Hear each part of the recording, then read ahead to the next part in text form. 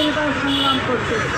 আমরা এই লাখ দেখতে বলতে চাই, এটা মুসলমানের 18 কোটি মুসলমানের জন্য। কি বলে আপনারা? কেউ অন্যকে নিয়ে, রাষ্ট্রকে নিয়ে প্রতিষ্ঠিত করবে, সে থাকতে পারবে? কি পারবে?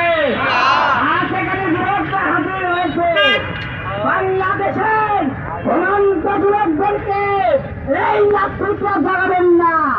এরা যদি জাগে বাংলার সংসদে কালেমার কাছে যাবে।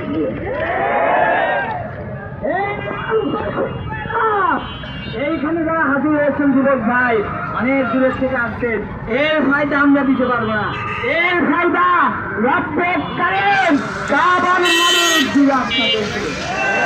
আগামী দিনে আন্দোলন হলে থাকবেন তো।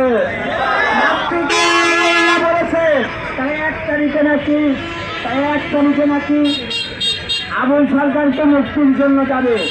বাংলাদেশের ইসলাম হেফাজত ইসলাম বলেছে যে তারাও ওইখানে যাবে। আমরা যত হুজুর জনতা আছি, আমরা ইনশাল্লাহ যাবো। রক্ত দিয়ে আল্লাহ ইজ্জত হেফাজত করবো। আলহামদুলিল্লাহ।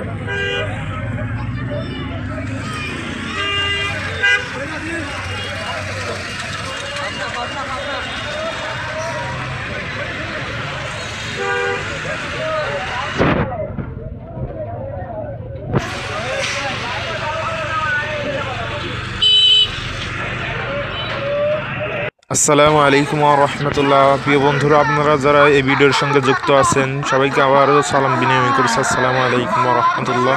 আবুল সরকার নবীর বিরুদ্ধে যাওয়ার কারণে হেফাজতে ইসলাম এবং জামায়াতে ইসলামের ঐক্য জোটে একটি মহাসমাবেশ আমাদের বেড়া সিএনবি বাস স্ট্যান্ডে অনুষ্ঠিত হয়েছে। এই মুহূর্তে আপনারা দেখতে পাচ্ছেন সেই ভিডিওটি। আমাদের সঙ্গে থাকুন। খোদা।